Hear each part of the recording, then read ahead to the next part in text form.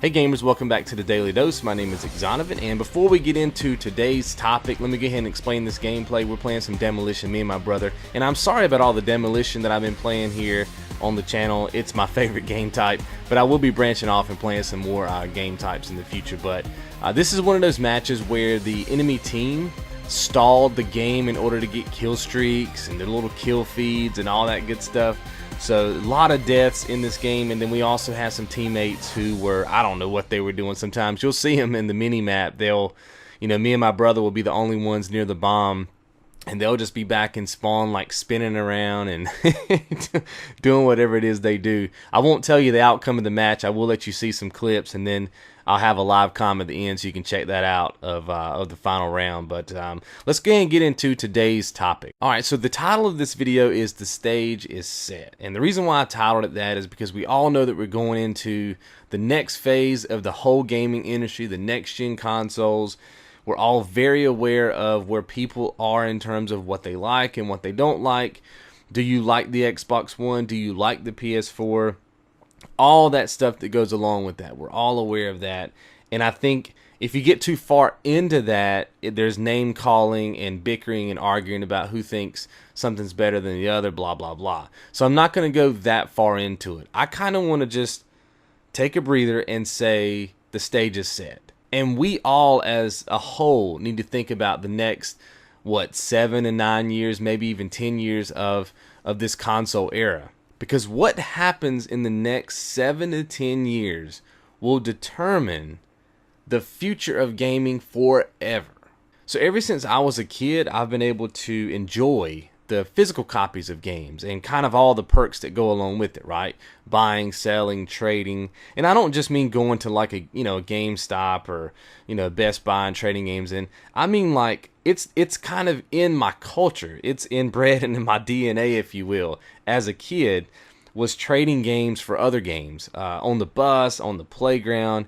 And back when I was a kid, if you got caught with the video game at school, you were suspended just for having a video game on school property. And I'm not sure what that is today, but it's part of my culture. It's all I know.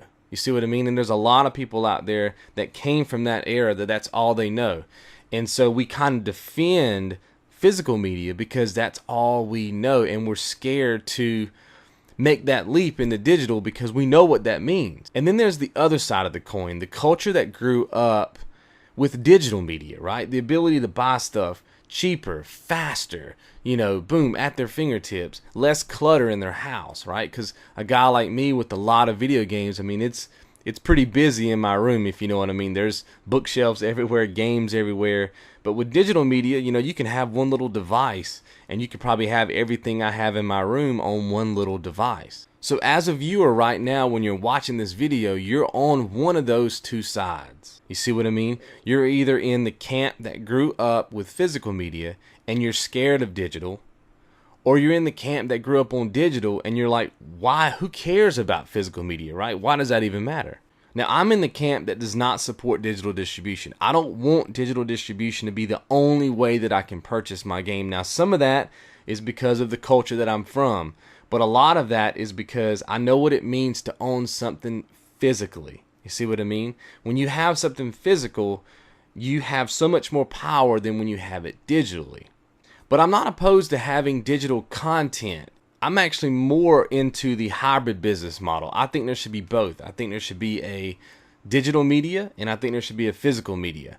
Because believe it or not, the physical media keeps everything honest. Retail selling games for a standard price keeps everything honest. Steam functions because it's able to undercut what retail has. So retail puts it out for 60, maybe a month or so down the line, Steam puts it out for 40, retail is still selling it for 60. So as a consumer, you're getting a good deal. But imagine if a game like, God of War comes out, or Uncharted, or Gears of War, some of these exclusive titles that you can't necessarily get on Steam, you can only get through a console, right? And we all know that the developers and publishers are already upset because they don't think they're getting quote-unquote enough money. But then, hey, now they have an exclusive title that can only be sold through 2 consoles. How much you think they're going to charge for that if there's no retail? Because at that point, they're going to have the monopoly on all their exclusives. there's no telling how much money they're going to charge for that. We all know that there's reports coming out now that EA is already expected to hike up their prices a little bit more. I think it's by like $20. There's still rumors and speculation, but you get my point. I don't mind digital media. I just don't want it to be the only way that I can buy things. You see what I mean? I don't mind there being a digital CD online that I can buy, you know, the whole CD for X amount of money, or I can buy it track by track for $1 a piece. But I also want to be able to go down to my local store and buy the physical copy if I want to. I think there's room for this next generation for both people to kind of exist. I just don't want it to go one way or the other. I don't necessarily even want it to be all physical media, right? Because I think there is an advantage to having digital media out there. If you're out there and you were against DRM back when Microsoft made their announcement, if you were against that, my question to you is, what are you going to be buying over the next 7 to 10 years? Because every purchase that we make on the digital marketplace for both of these consoles, it's kind of like a running tally. You see what I mean? It's kind of like you're voting. You're just voting over a longer period of time. We voted pretty heavily on the Microsoft Xbox One thing in a short amount of time, and so your voice is heard a whole lot stronger. But over a long period of time, it kind of sneaks in because so many people voted with their wallets, and then we're used to it at that point. It becomes normal, and then we forget about how we feel right now about having restrictions on our games. Because best believe, if the industry goes all digital, DRM is going to be everywhere. That's the only way they're going to be able to regulate what's done with these digital games. In a way, if you fought DRM, if you've been fighting DRM for the last couple of months, then my question to you is, how are you going to buy over the next 7 to 10 years? Because what you buy is going to determine where the next generation of console goes after this one. Me, personally, I'm going to continue buying physical media as much as possible. But in terms of buying a $60 new game, I will always buy those at retail. Every single time. I've never bought a $60 digital game ever on my PlayStation or Xbox, and won't do that even when we get into the next cycle of games, unless it's a $60 game that comes with the, you know, one of my services. Like I know Xbox now will have where you can download the 2 free games a month, and then PlayStation will have theirs where you can download typically what you're downloading now, and then they also said they're going to have some $60 games you can download. So those I'm not counting, but you get my point. A $60 game that I have to go out and buy, those are always going to be physical copies for me because I want them to know that that's how I'm voting. I'm not talking necessarily about DLC or skins or avatars or stuff like that that's digital. I mean $60 brand new games. So again, guys, the stage is set. We're here, man. This is it. You know, we got to fight for whatever we think we deserve as gamers in this industry. I don't feel like it should ever go digital only.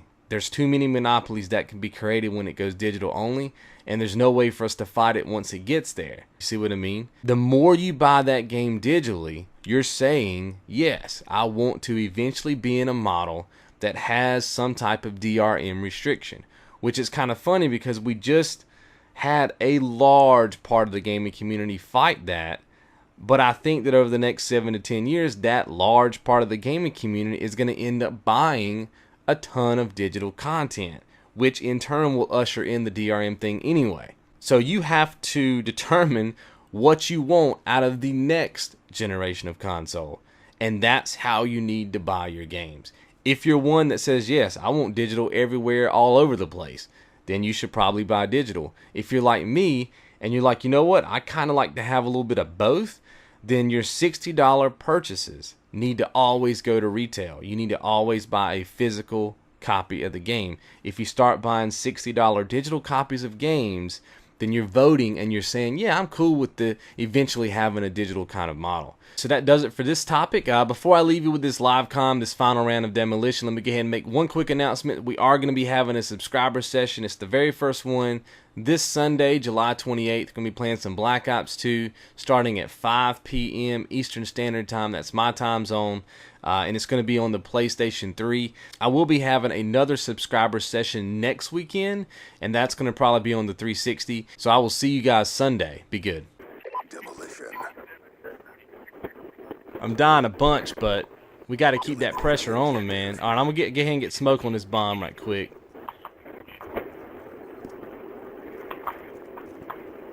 They're on it.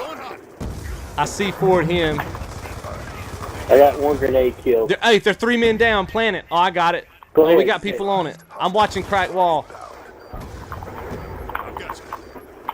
Watch out for Lodestar. Oh my God, Lodestar. Get out of there. This is bad. I got a lightning strike. I'm putting it on it. I don't think I'm going to get him, but I'm going to kill a bunch of them. I got two kills with that grenade. I got him. I got him. I got him. There's a dude in between truck and wall. How'd they get a Lodestar? Nobody's really done anything. Alright, we got to plant. We got to plant. I'm on it. I'm on it. I'm on it. I'm on it. 25. I got my stealth chopper. They're going to kill me. I got it. I got it. I got it.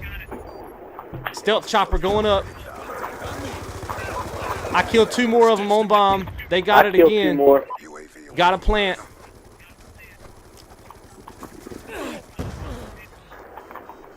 Got him. No, I didn't mean to do that there. Okay, I'm going to get a lightning strike on it too. I got it defended. UAV up. I just put one up too. Stealth chopper still doing work.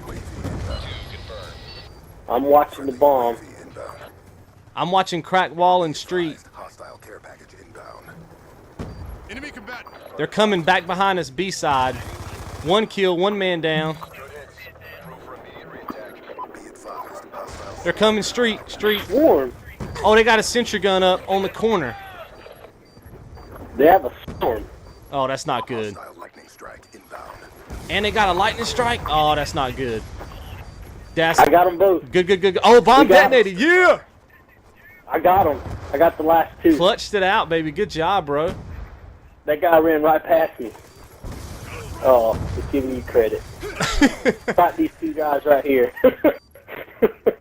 I'm laying behind the I got the 2 before them. Yeah, the bomb blew up, so I got credit for them.